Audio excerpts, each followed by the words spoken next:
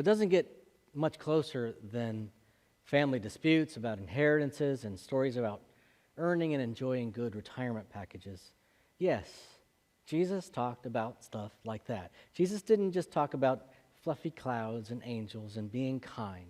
Jesus talked about money a lot, sometimes in metaphorical ways, but mostly in very literal ways. But yeah, this stuff really hits close to home. If you're ever at a party and you don't know anybody, chances are, if you tell a story appropriately of a dispute over family inheritance, you'll probably get other people to chime in with their own stories. You talk about retirement packages, people will engage, even though I'd be the guy just nodding and not knowing what the heck you're talking about.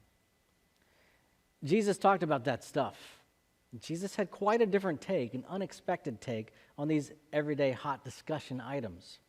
Now, one of the reasons family disputes about inheritances are interesting conversation, and as a pastor and an ordinary citizen of our world, I've been at least at the periphery of too many of these difficult issues between usually siblings about who's getting what. The reason why we might like to discuss it is that everybody has an opinion about who's right and who's wrong, what other people should do. It's always fun. Be a backseat driver for some other family squabble over money because we have the all-knowing eyes of wisdom. Not only that, but when we're in a personal dispute, we like to get other people to weigh in who we think might take our side. Pastor or a spiritual leader carries a lot of weight. Pastors get triangulated a lot, just like Jesus does here. I used that term triangulated a couple weeks ago with Mary and Martha when instead of solving problems with someone directly, which involves a high intensity of emotional energy that may be too much to handle, you rope someone else into it, which may ease the tension in the short term, but may not be what is best for solving the problems down the line. Listen, beloveds, I'm your pastor. Talk to me. Tell me what's going on in your lives. I am glad to help you out. Some of that may mean talking to me about your brother or your mother or whoever. That's fine. I will listen and try to help you discern what to do about it. I will hold your story as your story, your true perspective on the matter. But I will not solve your problems for you. I don't know the whole story. I only know your story, and it's very important to me what kind of person you become through a situation. And what kind of a person you become has everything to do with the choices that you make and the work that you do. If you have a problem with, say, Harry, don't come up to me and butter me up and take me golfing and then slide in this problem you have with Harry. No, that's what we call a missed opportunity for personal growth. Nobody's done that, just saying. In first century Judaism, or really any religion of any time, it wasn't unusual to pull in a rabbi, you know the scriptures, Rabbi, God's commandments for life. Help us to resolve this dispute. That doesn't have to be a bad thing with the right heart. It's helpful to submit to an outside wise opinion. And guess what? Jesus, not just a rabbi, he's the Messiah. Messiah brings peace. It brings to my mind Isaiah 2, which looks forward to the coming age of the Messiah. It says that he shall judge between the nations and shall arbitrate for many peoples. I mean, the Messiah is going to be king of the world. The king is the decider, right? And everybody just says, what do we do? And he gives us the answer, and there you have it. Problem solved. So this guy says to Jesus, tell my brother to divide the family inheritance with me. Jesus says, that's not my call. And then he tells them both, and everyone who's within earshot, something that is his call, his decision about what's right. Take care. Be on your guard against all kinds of greed, for one's life does not consist in the abundance of possessions. Jesus refuses to be an umpire here. That's not how his kingdom works. His kingdom does not work by telling everyone what they specifically need to do and have us all blindly obey. That would be nice if we all just got on the same page about that, but no, that's not how it works. The way Christ's kingdom works is by the love and salvation of God setting us free from captivity to sin and selfishness, so that we are free to do something we couldn't do when we were captive to sin, and that is love God and serve our neighbor. Jesus' kingdom is not so much a kingdom of commandment and directive and putting people under bondage to law, even the most just and loving law, but of liberating us, opening our eyes from spiritual blindness, and giving us the power to be secure enough in God's love to walk away from control, from power, from wealth, from comfort. We are freed to have the agency to figure out in community with the Holy Spirit how we are to pursue love and justice and the abundant life. But there are also some clear guidelines. The goal of life is not to end up with the most toys.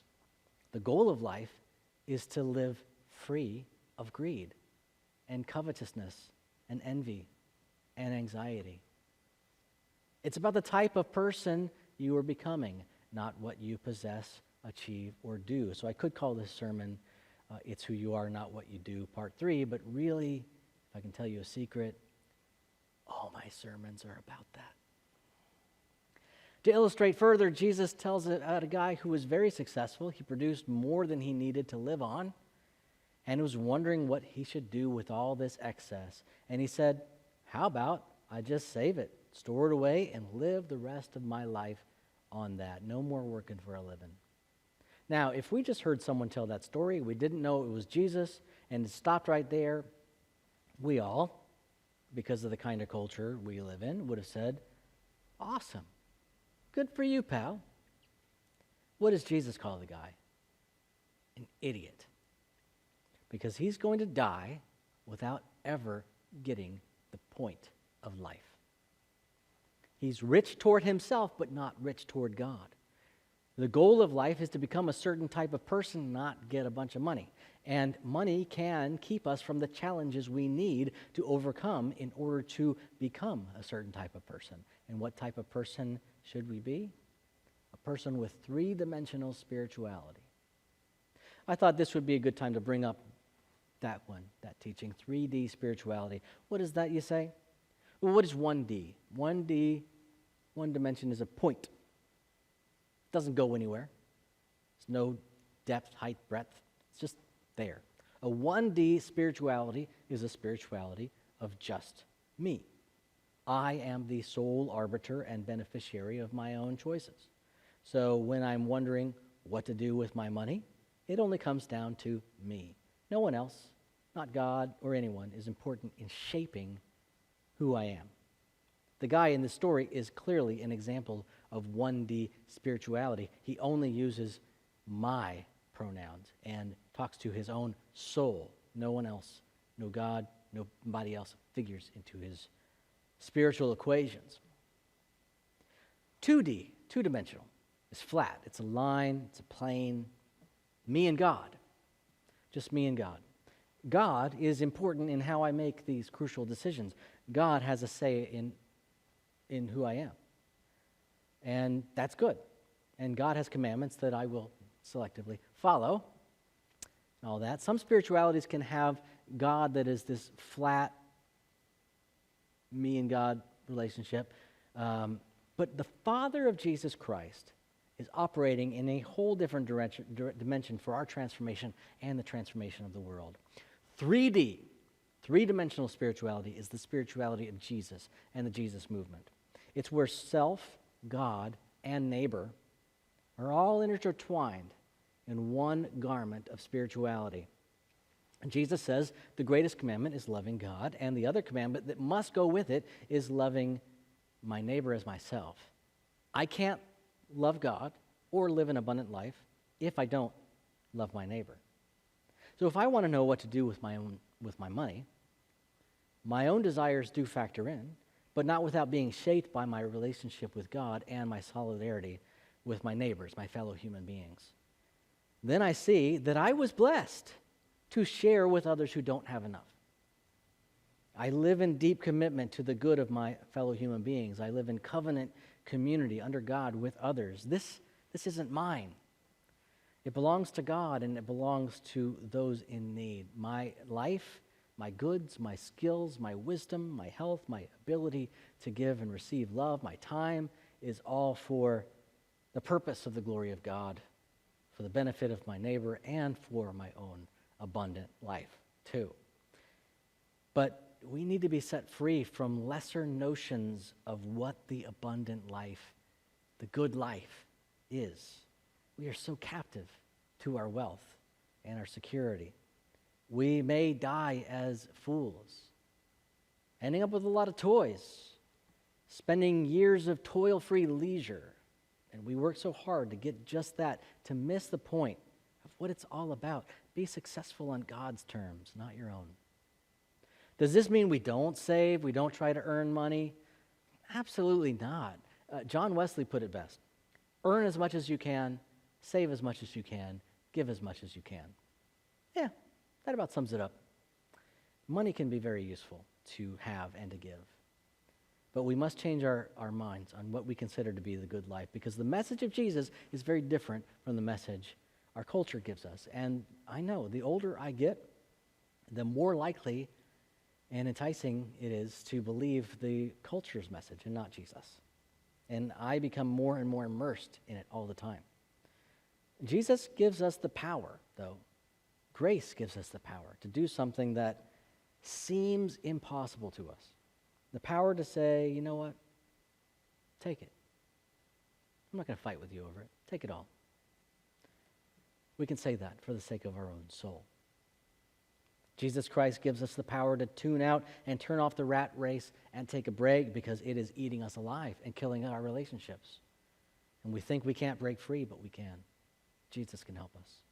Jesus gives us the power to befriend people outside of our usual circles and be a blessing to others and receive a blessing from others, extending the lines of love and solidarity outside the circles of usual suspects, making this world a more caring and just place. It's about relationships. It's about the beloved community. It's about God's honor and centrality. It's about the kind of people we should be becoming.